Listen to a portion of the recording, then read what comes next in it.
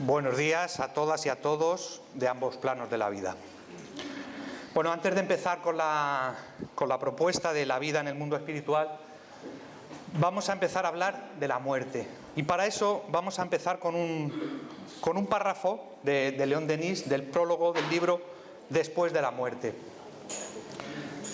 La muerte es la primera pregunta a la cual suceden preguntas innumerables y cuyo examen ha hecho la preocupación, la desesperación de las edades, la razón de ser de una multitud de sistemas filosóficos.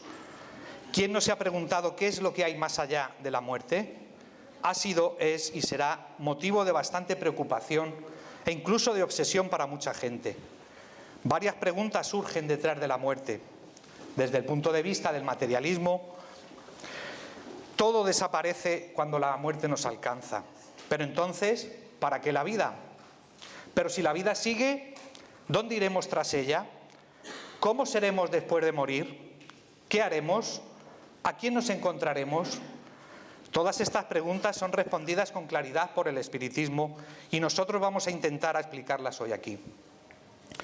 Por un lado, podemos pensar que la vida está sometida a la muerte, o bien pensar que la muerte es un fenómeno natural de la vida. Nosotros tenemos la certeza que simplemente es un fenómeno biológico que acontece para seguir viviendo. La creencia en la vida después de la muerte, en los espíritus y por tanto en el mundo espiritual, lugar donde habitan dichos espíritus, se remonta a las primeras edades del mundo. Veamos algunos ejemplos. El Bhagavad Gita afirma que el cuerpo es una cosa finita, pero que el alma que lo habita es invisible, imponderable y eterna. Según Pitágoras, que había estudiado 30 años en Egipto, la evolución material de los mundos y la evolución espiritual de las almas son paralelas y concordantes, y se explican la una por la otra. Platón decía que las almas de los muertos renacen otra vez. Los romanos, Tácito, Apuleyo, entre otros, hablan frecuentemente en sus obras de sueños, de apariciones y de evocaciones de muertos. Los galos creían en la reencarnación hasta tal punto que se prestaban dinero para devolvérselo en las vidas venideras. A los moribundos les confiaban mensajes para sus amigos difuntos. Los esenios admiten también la persistencia y vidas sucesivas de las almas. Estos solo son unos ejemplos en los que vemos que en la mayoría de las culturas del mundo hubo creencias espirituales. Jesús, el espíritu más elevado que pasó por la tierra, vino a comunicar a las multitudes las verdades eternas que habían sido hasta entonces el privilegio de un número reducido de personas. Gracias a Jesús, la enseñanza oculta se hacía accesible a los más humildes, si no por medio de la inteligencia, sí a través del corazón, poniendo al alcance de todos el conocimiento de la inmortalidad del alma. Hay ejemplos muy claros en el Evangelio, como hay muchas moradas en la casa de mi Padre, donde ya nos habla de los miles y miles de planetas habitados y de las diferentes zonas que existen en el mundo espiritual agregadas a cada planeta. Aquel que no naciese de nuevo no podrá ver el reino de los cielos, hablándonos en esta ocasión sobre el tema de la reencarnación. Claro que no con ese término que fue empleado por Kardec, sino usando la palabra renacimiento. Es tan grandioso e infinito el conocimiento que una sola vida carnal no es suficiente para abarcarlo, ya no solo por el tiempo, que es corto, sino por las oportunidades que tenemos para adquirirlo. Pero ¿por qué entonces esas creencias no perduraron en una gran parte de la humanidad? Será porque hasta ahora han predominado los instintos en detrimento de la razón, el egoísmo sobre el altruismo, la naturaleza animal frente a la naturaleza espiritual. Todas las grandes religiones han tenido dos aspectos diferenciados. El primero, aparente, material, exterior. Aquí se encuentran las ofrendas a Dios, los rituales, los sacerdotes como intermediarios entre Dios y los hombres. El segundo, oculto, espiritual, íntimo. En este punto encontramos la comunicación directa con Dios sin necesidad de intermediarios. Todo se vuelve más sencillo, más cercano. Cuando aparecen las grandes religiones, no era el momento ni el medio adecuado para que la mayor parte de la humanidad entendiera, y acabó imponiéndose el carácter externo de las religiones, cautivando a la mayoría del pueblo y arrastrándolo hacia la servidumbre, con enseñanzas vulgares que le llevaban a tener miedo, como por ejemplo el renacimiento de las almas culpables en animales o insectos en el Oriente, o los mitos del demonio y del infierno, donde el fuego eterno consumía poco a poco a las almas pecadoras en el catolicismo. Las verdades primitivas se alteraron y las enseñanzas morales y la práctica de las virtudes fueron reemplazadas por los ritos, las ceremonias supersticiosas, las ofrendas de variado calibre, las oraciones aprendidas y dichas sin sentimiento, el abuso de los símbolos para exaltar la imaginación de los creyentes, y así la idea principal quedó sepultada. Jesús combatió continuamente el abuso de las prácticas exteriores y las falsas interpretaciones y les imprimió la reforma más radical que era posible al reducirlas a estos conceptos: amar a Dios sobre todas las cosas y al prójimo como a sí mismo. Anticipándose a los tiempos, esperó el momento más adecuado para que la humanidad recibiera con total lógica y sentido común todas aquellas verdades eternas que habían sido empañadas. Y como hemos dicho, no era el momento para que entendiéramos las grandes cuestiones que afectan a la humanidad. Hablo de ellas en forma de parábolas para que más tarde pudiéramos comprenderlas con claridad. Según se recoge en el Evangelio de Juan, Jesús nos dijo: «Cuando venga el Consolador, que yo os enviaré de parte de mi Padre, el Espíritu de verdad, que procede del Padre, dará testimonio de mí. Pero cuando venga el Espíritu de verdad os guiará en toda la verdad». Aquí Jesús nos anuncia que nuevos conocimientos serán puestos al servicio de la humanidad y que, por tanto, la tierra sufrirá una renovación. Pero lo más importante es que estos conocimientos servirán para la regeneración moral de este planeta que tanto lo necesita. En el siglo XIX, siglo de grandes cambios en la economía y en la ciencia, en la política, en la filosofía y en el arte, Hippolyte Léon Denis Rebail, después de haber estudiado durante una década, con una razón esclarecedora y una paciencia infatigable, los fenómenos espiritistas que se estaban produciendo, como las mesas que giraban solas, y después de haber recogido los testimonios y los indicios que recibía de los distintos puntos del mundo, coordinó estos conjuntos de hechos espíritas, deduciendo sus principios generales y componiendo el conjunto doctrinal, dando paso al espiritismo. A partir de ahí, Hippolyte pasó a llamarse Allan Kardec, para diferenciar la obra que creó antes de estudiar los fenómenos espíritas, y editó los 5 volúmenes básicos que explican el espiritismo. La obra de Kardec constituye un resumen de las enseñanzas comunicadas a los hombres por los espíritus superiores, en un número considerable de grupos esparcidos por los más diversos puntos de la Tierra, durante un periodo de unos 20 años. De entre este grupo de espíritus superiores hay uno en especial que se presenta directamente a Kardec. Primero se hace notar en su propia casa mediante golpes y más tarde en la casa de la médium señora Baudin, presentándose como un espíritu familiar con el nombre de Verdad. Este espíritu de Verdad se presta a ayudarle en lo que necesite e incluso llega a firmar varias comunicaciones. Podemos encontrarlas en el Evangelio según el espiritismo, también en la codificación y en la revista espírita. De sus lecturas podemos llegar a la conclusión que dicho espíritu se trata del propio Jesús, cumpliendo así la promesa hecha delante de sus discípulos 18 siglos atrás, cuando dijo que enviaría al Espíritu de verdad para que nos guiara en toda la verdad. De la misma forma que afirmó que enviaría al Consolador por parte de Dios, ya que todas estas enseñanzas tienen un carácter eminentemente de consuelo. Esta doctrina pasó a llamarse espiritismo y nos enseña, entre otras cosas, que la muerte ya no tiene ningún carácter aterrador. No es la puerta hacia la nada, y sí la de la liberación, donde un nuevo porvenir nos aguarda. Tener la certeza en la vida después de la muerte, en la vida futura, nos da otra perspectiva muy distinta a la que nos pueda ofrecer el materialismo. Por un lado, perdemos el temor a nuestra muerte y a la de los demás. despojándola del sentimiento horrible que podamos tener sobre ella y sobre todo dándole un sentido de transición, de renovación, de esperanza, aprendiendo que la vida no reside en el cuerpo y sí en el alma, en nuestro interior. Como decíamos al principio, es un simple fenómeno biológico de la vida. Por otro lado, sabemos que no perderemos el fruto de ningún trabajo que hayamos acometido en la vida física, que aumentaremos nuestra inteligencia, nuestros conocimientos y progresaremos moralmente. Con esta concepción sobre la vida, también adquirimos mayor paciencia y valor para afrontar las vicisitudes y problemas temporales que acontecen en nuestras vidas. La seguridad que las relaciones de amor con nuestros familiares y amigos no se extinguirán a pesar de las separaciones momentáneas que pasan inevitablemente.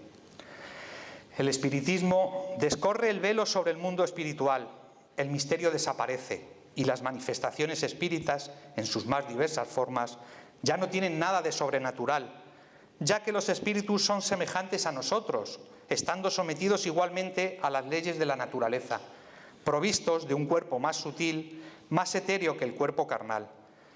Este cuerpo espiritual nosotros también lo necesitamos para vivir en el planeta material. Esta idea del cuerpo espiritual ya se encontraba en algunas culturas milenarias. Incluso Pablo de Tarso les dijo a los corintios: si se siembra cuerpo animal, resucitará cuerpo espiritual. Si hay cuerpo animal, hay también cuerpo espiritual.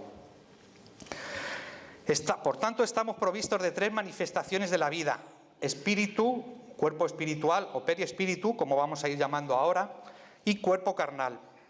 Por un lado tenemos el espíritu, principio inteligente del universo, que es creado simple e ignorante por Dios. Todos, sin excepción, somos creados de la misma manera. No hay nadie que pueda ser creado perfecto desde el comienzo, como algunas corrientes afirman, ya que esto entraría en contradicción con la justicia divina. Mediante los mecanismos de la vida va desarrollándose a través de diversas fases evolutivas hasta llegar a la condición de espíritu puro. Según los espíritus superiores, para que lo podamos entender, el espíritu tiene una forma como de una llama, un fulgor o una chispa etérea, y el color puede variar desde el oscuro hasta el brillo del rubí, según sea el espíritu más o menos puro. Por otro lado está el cuerpo espiritual o periespíritu, que lo veremos ahora, y que por último el cuerpo carnal, que es la envoltura destinada a alojar al espíritu con su cuerpo espiritual y que nos vale para tener las experiencias necesarias en los mundos materiales para seguir nuestro progreso. Veamos el periespíritu o cuerpo espiritual. El periespíritu, Allan Kardec llamó así al cuerpo espiritual, es la envoltura fluídica del alma o espíritu, de la cual no se separa ni antes ni después de la muerte. Durante la vida carnal, el fluido periespiritual penetra en el cuerpo en todas sus partes, molécula a molécula, y sirve de vehículo a las sensaciones físicas del alma. Por este intermediario obra también el alma sobre el cuerpo y dirige sus movimientos mediante su voluntad. Forma sutil organizada con recursos dinámicos, sumamente porosa y plástica, de tal manera que presenta las propiedades de expansión y contracción. El periespíritu es poroso por naturaleza y esta característica le permite absorber fluidos de diversa índole. Por ejemplo, cuando recibimos un pase energético. Evidentemente también estamos expuestos a absorber energías más densas y no tan saludables. Más tarde veremos la importancia que tiene dicha porosidad en cuanto al tema de la alimentación. Otra característica es la plasticidad, que debido a ella ocurre el fenómeno de la transfiguración. Este fenómeno puede manifestarse con una intensidad variable según el grado de elevación moral del espíritu. A veces se reduce a un simple cambio en el aspecto de la fisionomía, mientras que en otras puede dar al periespíritu un aspecto más luminoso, más resplandeciente. Por su naturaleza fluídica es expandible o contraíble, irradia al exterior y forma alrededor del cuerpo una atmósfera que el pensamiento y la fuerza de voluntad pueden extender más o menos. ¿Quién no ha sentido el contacto con alguna persona sin que nos haya tocado? En realidad, lo que hemos notado es su periespíritu. Otra propiedad del periespíritu, que depende de su naturaleza etérea, es la penetrabilidad. Ninguna materia le es obstáculo, las atraviesa todas, como la luz atraviesa los cuerpos transparentes. De ahí que no haya puerta, ni ventana, ni pared que pueda oponerse a la entrada de los espíritus. Nuestros sentimientos y pensamientos, nuestras palabras y obras se reflejan en el cuerpo espiritual, generando consecuencias felices o infelices, por las cuales nos ponemos en contacto con la luz o con la sombra, con la alegría o con el dolor. La elevación de sentimientos, las inclinaciones hacia el bien, las pruebas y los sufrimientos pacientemente soportados refinan cada vez más al periespíritu. Los utilizan, multiplicando las vibraciones y el brillo. En cambio, los apetitos materiales, las pasiones bajas y vulgares, reaccionan sobre el periespíritu y lo hacen más pesado, más denso, más oscuro. Aunque la existencia del cuerpo espiritual era conocida en otras épocas, ha sido el espiritismo al que le ha correspondido determinar su naturaleza y su función, gracias a las experiencias de William Crookes y otros tantos investigadores espíritas, que el periespíritu es el instrumento con cuya ayuda se realizan todos los fenómenos del magnetismo y de la mediunidad en todas sus facetas.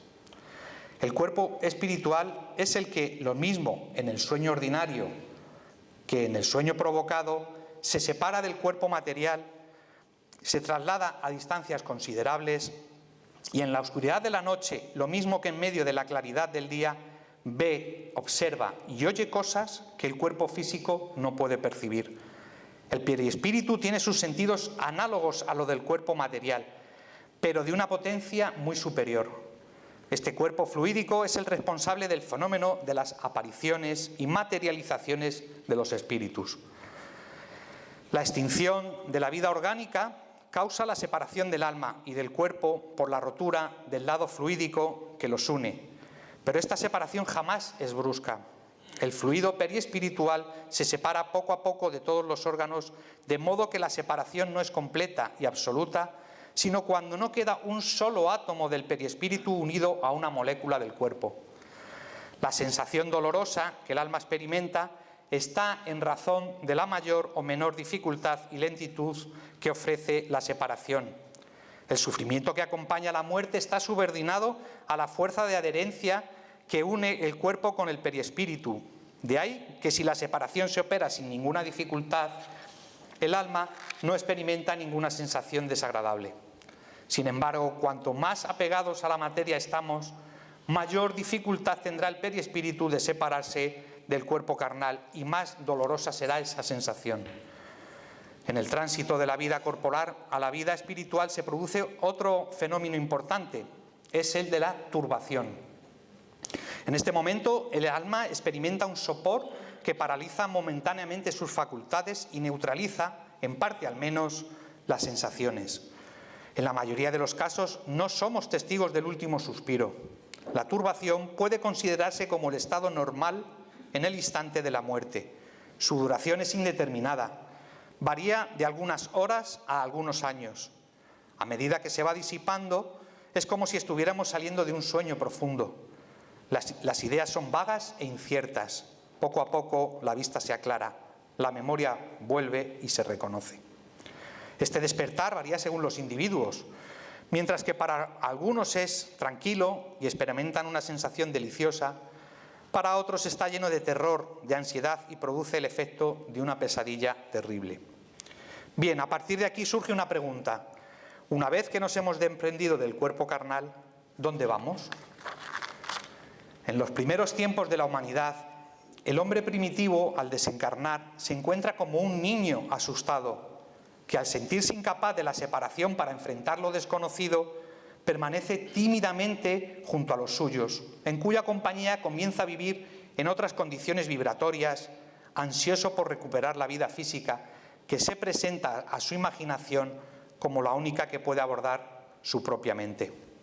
Por tanto, el contacto y la comunicación con los espíritus es un hecho que comenzó desde el principio de los tiempos, dada la cercanía entre desencarnados y encarnados.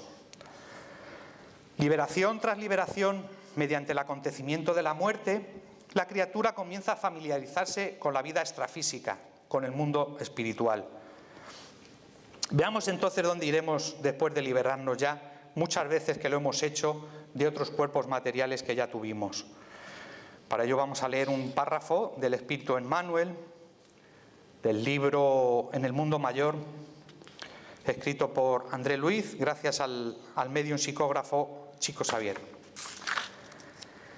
De los 4 puntos de la Tierra parten diariamente millares de viajeros humanos procurando el país de la muerte. Abandonan ilustres centros de cultura europea, de tumultuosas ciudades americanas, de antiguos círculos asiáticos y de rudos climas africanos. Proceden de las metrópolis, de las villas, de los campos. Aparte de que cada uno de nosotros tiene un bagaje distinto en cuanto a la zona geográfica donde nos ha tocado vivir, las circunstancias propias de cada uno de nosotros, los conocimientos adquiridos, hay otra cosa que nos puede identificar mejor. ¿Cuántos de nosotros vivimos en la tierra con los objetivos ennoblecedores de cumplir con nuestro deber, en armonía con las leyes universales resumidas por Jesús en el amor a Dios por encima de todas las cosas y en el amor al prójimo como a sí mismo? ¿No será que la inmensa mayoría de nosotros nos demoramos voluntariamente en los objetivos de la insensatez? ¿Perdemos el tiempo en exaltar el personalismo o nos aficionamos a diversos vicios físicos o morales en busca de la felicidad que nunca llega, creando en nosotros un vacío existencial que nos impide alcanzar la plenitud? Seguimos con el libro. ¿Dónde albergar a esta extraña e infinita caravana? ¿Cómo otorgar la misma estancia y destino a viajeros de cultura, posición y acervos tan diversos? ¿Será posible que espíritus tan distintos puedan ir al mismo lugar en el mundo espiritual? Claro que no. Nos agrupamos según nuestros intereses, según nuestros deseos. Y Emmanuel sigue: cada criatura traspasará esa aduana de la eternidad con el exclusivo acopio de lo que haya sembrado. Y aprenderá que el orden, la jerarquía y la paz del trabajo edificante son características inmutables de la ley en todas partes. La muerte significa apenas una nueva modalidad de existencia que continúa sin milagros y sin saltos, en contra de lo que mucha gente pueda pensar. La naturaleza no da saltos, la razón y el sentido común nos dice que los procesos evolutivos son graduales. A nadie debemos nuestro destino más que a nosotros. Dependerá de lo que hayamos sembrado en esta vida física. El regreso al mundo espiritual nos lleva al encuentro con la verdad de nosotros mismos. Allí no hay posibilidades de disimular de la misma forma que lo hacemos en la tierra. Nuestro periespíritu reflejará sin máscaras posibles lo que realmente somos. Una cuestión importante a tener en cuenta es que el mundo espiritual está en todas partes, alrededor nuestro y en el espacio, puesto que no tiene límites, como responden los espíritus superiores en la pregunta número 87 del Libro de los Espíritus. ¿Ocupan los espíritus una región determinada y circunscrita en el espacio? Los espíritus se encuentran por todas partes y de ellos hasta lo infinito están poblados los espacios ilimitados. Los hay constantemente a vuestro lado que os observan e influyen en vosotros a pesar vuestro. Muy clara la respuesta que nos ofrecen estos espíritus superiores. Pueden estar, por tanto, en cualquier lugar del universo, incluyendo los planetas materiales como el nuestro. De hecho, con nosotros conviven diversos espíritus que por una u otra razón no abandonaron la corteza terrestre, y otros que vienen temporalmente en misiones para ayudarnos en nuestra jornada evolutiva. Hay espíritus que están profundamente arraigados a las sensaciones terrestres y sienten la necesidad de permanecer en el ámbito que le es familiar, ya sea por apego excesivo a otras personas, por pereza mental, por adicciones o por otras razones. No abandonan el mundo físico, creando simbiosis psíquicas con aquellos encarnados que les son afines, promoviendo a veces obsesiones espectaculares. A muchos de estos espíritus la muerte les sorprendió y ni siquiera se enteraron de lo ocurrido, permaneciendo en el hogar donde moraban por años y años, creyendo ocuparse de sus asuntos hasta que la divina providencia les saca de las ilusiones en las que viven. Dentro de la literatura espírita encontramos diversas descripciones sobre el mundo invisible, pero uno de los primeros medium ostensibles en describirlo fue Emanuel Swedenborg, que vivió en el siglo XVIII. Arthur Conan Doyle nos cuenta en el libro Historia del Espiritismo cómo este gran vidente sueco era una persona con grandes conocimientos en ingeniería de minas, metalurgia, física, astronomía, zoología, anatomista y economista político. Vamos, era una especie de enciclopedia viviente. En sus visiones hablaba de casas habitadas por familias, templos en donde se adoraba, salones en los que la gente se... En cuanto a la arquitectura, al arte, hablaba de la literatura, de la música, de plantas, de escuelas, de librerías, etc. Comentó que no hay castigo eterno. Los que están en los infiernos pueden abrirse camino si desarrollan el impulso necesario. Los que están en los cielos no es de una manera permanente, sino que trabajan para llegar a un lugar superior. El espiritismo vino a refrendar estas ideas. El cielo y el infierno son estados de conciencia. Aún así, no podemos negar la existencia de regiones geográficas de sufrimiento en el mundo espiritual, de la misma manera que existen en nuestro planeta físico. Del mismo modo que existen en el plano invisible regiones de reposo temporal y resarcimiento para aquellos que edificaron el bien en su interior. Veamos una definición del infierno de un mentor de André Luis que recoge en el libro Acción y Reacción. El infierno puede ser definido como un vasto campo de desequilibrio, establecido por la maldad calculada, nacida de la ceguera voluntaria y de la perversidad completa. Ahí viven radicados a veces por siglos espíritus que se bestializaron manteniéndose en la crueldad y en el egocentrismo. Todos estos espíritus constituyen una enorme legión vibratoria que está en conexión con la humanidad, transmitiendo ideas destructoras de poder, de criminalidad, de perversidad, de rebeldía al Creador. El campo de acción de ambos planos de la vida es el mismo. De la misma manera que los que viven en el plano invisible nos influyen a los que permanecemos en la carne, también nosotros les podemos influir a ellos. En estas zonas infernales conviven allí mentes endurecidas con mentes enfermizas, en una mezcla dolorosa pero necesaria en la cual el mal corrige al mal. Las conciencias perversas ejercen de educadores para aquellos que mediante el dolor del arrepentimiento despiertan hacia su rehabilitación, demostrando que todo en la vida nos conduce hacia la victoria del bien supremo.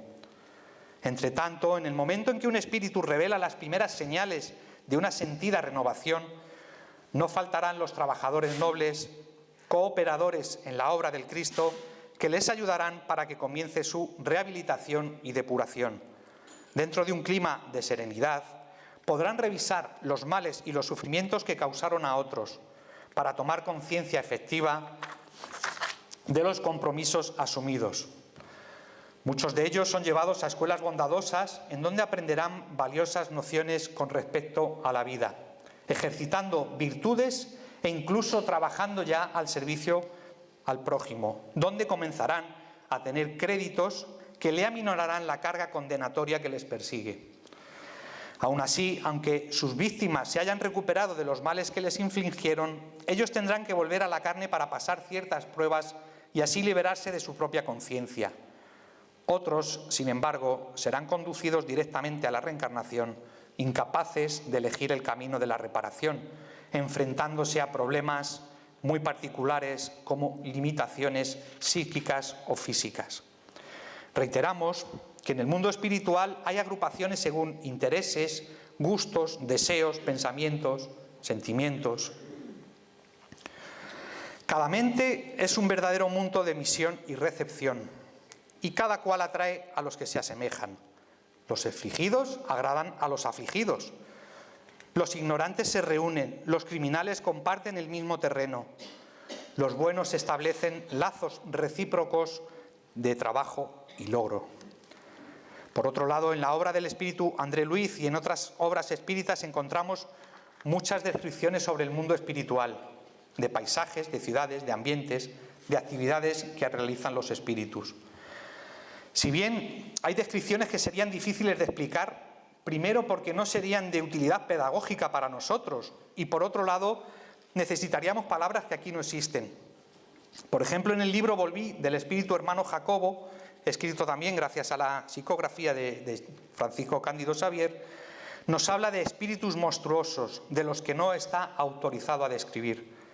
Para André Luiz, la sorpresa más desagradable con la que se encuentra en el mundo espiritual es el ver espíritus animalizados, auténticas fieras humanas que habitaban cuerpos físicos como personas comunes, como personas normales.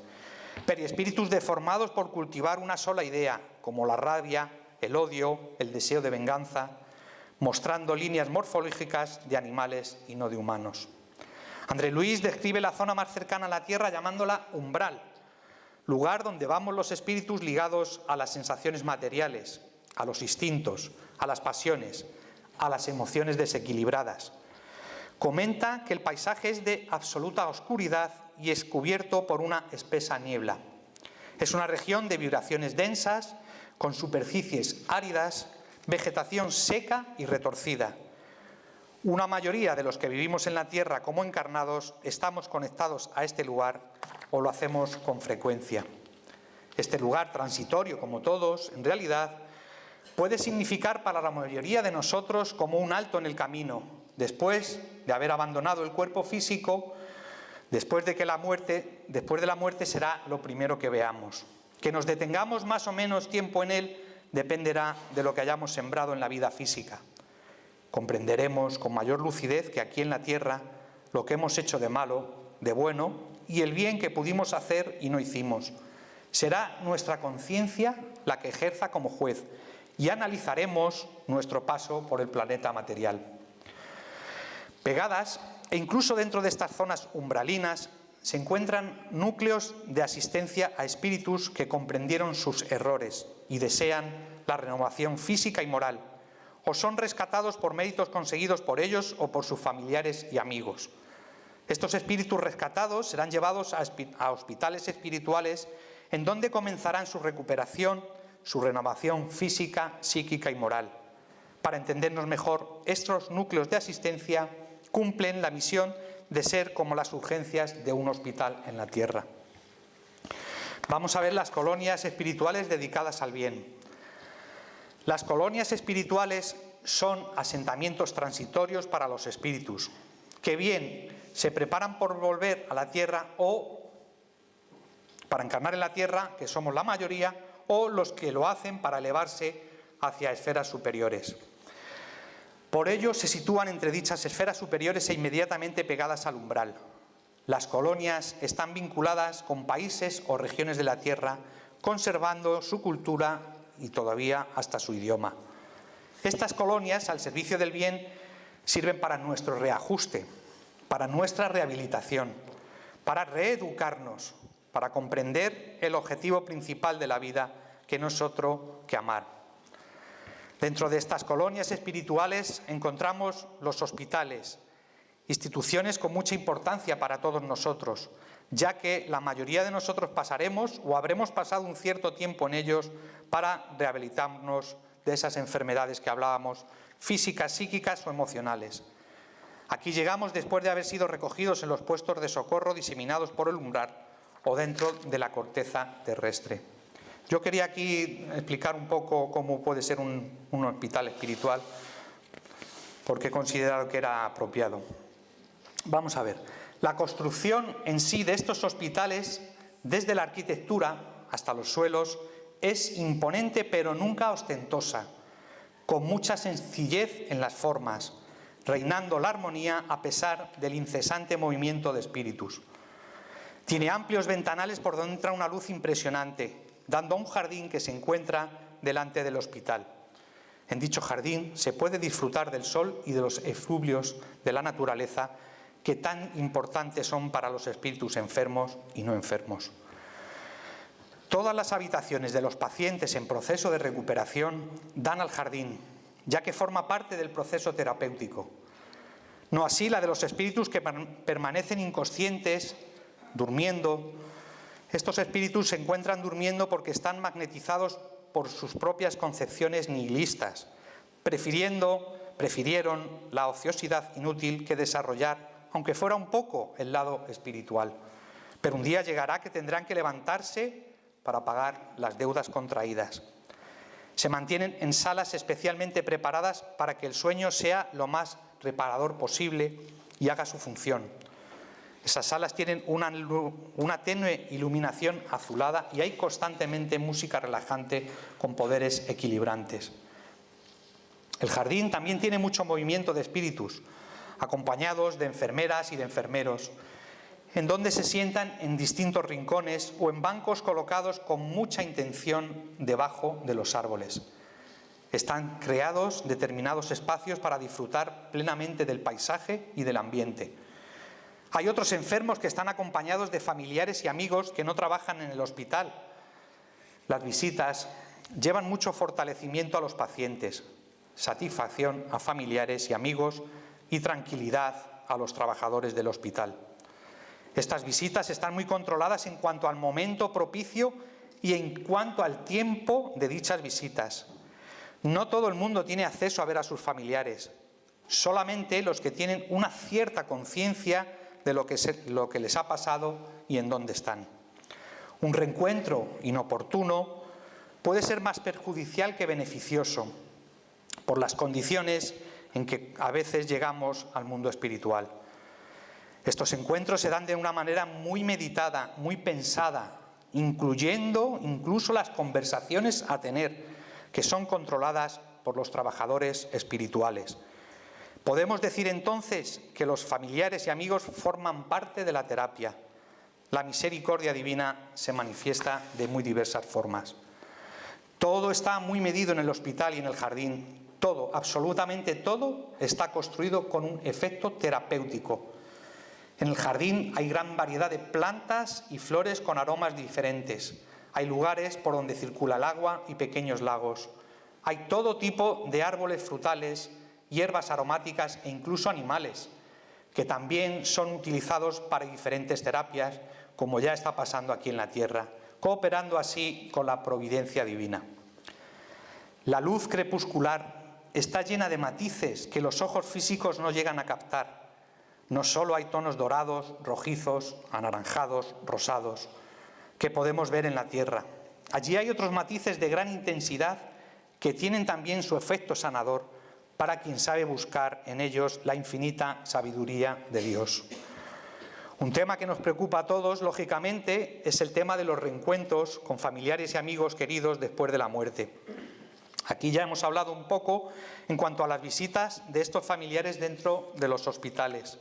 Hemos visto que están muy controladas para que el proceso de recuperación sea el mejor posible. Pero ¿y fuera de los hospitales?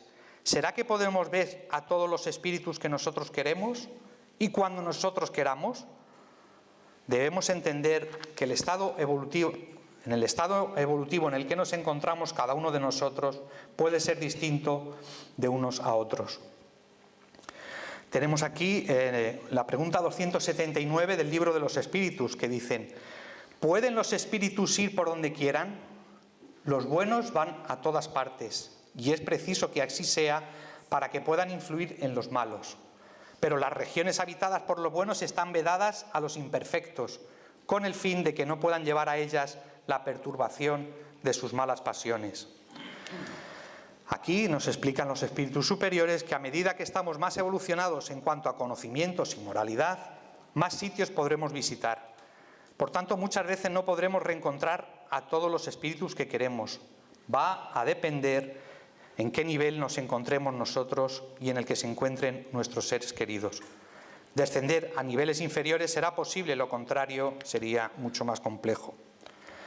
Las colonias espirituales cuentan con defensas para que los espíritus que viven en zonas umbralinas o infernales no puedan entrar en esas ciudades por su propio pie, si no son conducidos por espíritus bondadosos que los llevarán para su rehabilitación. Aún así, no debemos perder la esperanza de poder reencontrarnos con los seres queridos, ya que muchas veces tenemos análogos niveles de evolución con los que convivimos. Además, cuando los espíritus están unidos con vínculos de verdadero amor, tarde o temprano acabarán reencontrándose. Si no en el mundo espiritual, será de nuevo en existencias carnales. Vamos a ver el trabajo en las colonias espirituales, que es un tema que suele preocupar mucho, este tema del trabajo, y que siempre recibimos muchas preguntas en ese sentido. ¿Cuántas veces hemos oído que nos preguntan, ¿y vamos a tener que seguir trabajando en el mundo espiritual? ¿Sí o no? La felicidad de los espíritus bienaventurados no consiste en la ociosidad contemplativa, que sería una eterna y una fastidiosa inutilidad. El progreso es una condición de naturaleza humana y física y nadie puede oponérsele. Siendo así, ¿qué sentido tendría que en el mundo espiritual estuviésemos flotando sobre nubes blancas y tocando el arpa?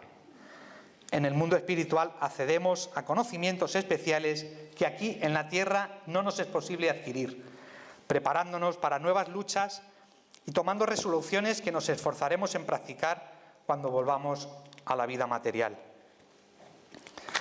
Aquí tenemos un párrafo de Allan Kardec del cielo y el infierno. En ese amplio y armonioso conjunto hay ocupaciones para todas las capacidades, aptitudes y buenas voluntades. Ocupaciones aceptadas con alegría porque son un medio de adelanto para espíritus que aspiran a elevarse. No existe la inactividad en las colonias espirituales dedicadas al bien. El espíritu que se ha esclarecido, que ha comprendido las necesidades que tiene de superación en detrimento de las imperfecciones, se dispone voluntarioso al trabajo, sabiendo los beneficios que le reporta a él mismo en el servicio al prójimo. Según los espíritus superiores, todos podemos colaborar en algún trabajo. Todos tenemos capacidades que servirán para la colectividad. Ahora bien, aquí en la tierra también se espera de nosotros que colaboremos para que este mundo sea más amable. No esperemos a morir para hacerlo. Tomando como ejemplo la colonia Nuestro Hogar, que es descrita por el espíritu hoy tan nombrado de André Luis, y gracias al médium, psicógrafo Chico Xavier, nos dice que hay muchas actividades que realizar. El trabajo diario ocupa 8 horas, pero voluntariamente se pueden trabajar 4 horas más. Estos colaboradores son remunerados, de manera que van siendo computadas las horas de servicio. Dependiendo de cuál sea el servicio, se pueden doblar e incluso triplicar el valor de las horas de trabajo. Estos trabajos realizados son conquistas fundamentalmente para el espíritu, estando constituidas por experiencia, educación, aumento de las bendiciones divinas y ampliación de posibilidades y acumular méritos que podrán ser utilizados en beneficio de nuestros seres queridos. La ley de descanso se respeta rigurosamente de tal manera que determinados servidores no queden más sobrecargados que otros. La organización de estas colonias espirituales dedicadas al bien está supeditada a un gobernador o a una gobernadora. La gobernadora o el gobernador es la persona que más trabaja, más perseverante y más fiel, casi nunca reposa. Su pensamiento abarca todos los círculos de servicio y su asistencia cariñosa incluye a todos y a todo. En lo que concierne a la organización y jerarquía de estas colonias, no se conceden los puestos relevantes a título de favor. Son elegidos los que están más capacitados moralmente e intelectualmente. Aquí sí que encontramos muchas diferencias con los gobernantes en la tierra. Estos dirigentes se encargan de gestionar los servicios de las diferentes organizaciones e ir perfeccionándolas día a día. El gobernador trabaja al lado de otros colaboradores dentro de una institución. Esta organización, que podemos llamarla de gobernación, es la sede motora de todos los asuntos administrativos, llevando el control directo de la distribución de los alimentos, de la energía eléctrica, del tránsito, del transporte y otras cuestiones. Desde la gobernación convergen los demás ministerios. Estos ministerios tienen sus propias zonas en las que se encuentran los diversos edificios y las casas residenciales donde moran los directores, obreros y demás colaboradores, dependiendo de cada colonia supeditada a su propia cultura y costumbres. Así se dividen los ministerios. El modelo organizativo en la tierra no deja de ser una copia peor que en el que existe en las colonias espirituales. Todos los ciudadanos tienen el alimento y la vestimenta asegurados. Algunos permanecen en los campos de reposo o en albergues recibiendo tratamiento sin trabajar, cosa que no es lo normal, aunque siempre hay excepciones. Pero el que no trabaja, porque no se adapta a ningún departamento o por lo que sea, evidentemente no adquiere méritos de ningún tipo. Vamos a hablar otro aspecto, que es la alimentación en el mundo espiritual. El principal sustento para el cuerpo espiritual es la respiración, cosa que también ocurre con nuestro cuerpo carnal. Eso se debe a que el cuerpo espiritual es el que gobierna el cuerpo físico. A veces ocurre que el espíritu, al abandonar el cuerpo carnal, está tan profundamente arraigado a las sensaciones terrestres que tiene la necesidad de proseguir sujeto al mundo físico que le es familiar. Y cuando no supera esa necesidad al precio de su esfuerzo para la autoadaptación, provoca los fenómenos de simbiosis psíquica que lo llevan a convivir transitoriamente con aquellos encarnados con los cuales tenía afinidad. En la mayoría de los casos, los desencarnados que atraviesan por ese tipo de crisis son conducidos por espíritus bondadosos a centros de reeducación en el ámbito espiritual.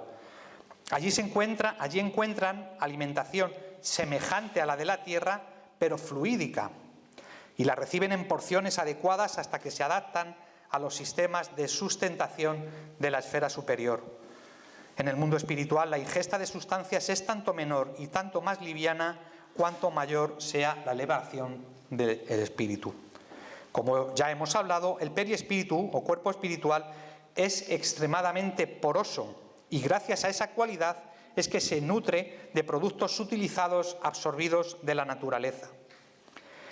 Y existe otro tipo de alimentación psíquica por intermedio de las proyecciones magnéticas intercambiadas entre aquellos que se aman, que es más importante de lo que pudiéramos imaginar.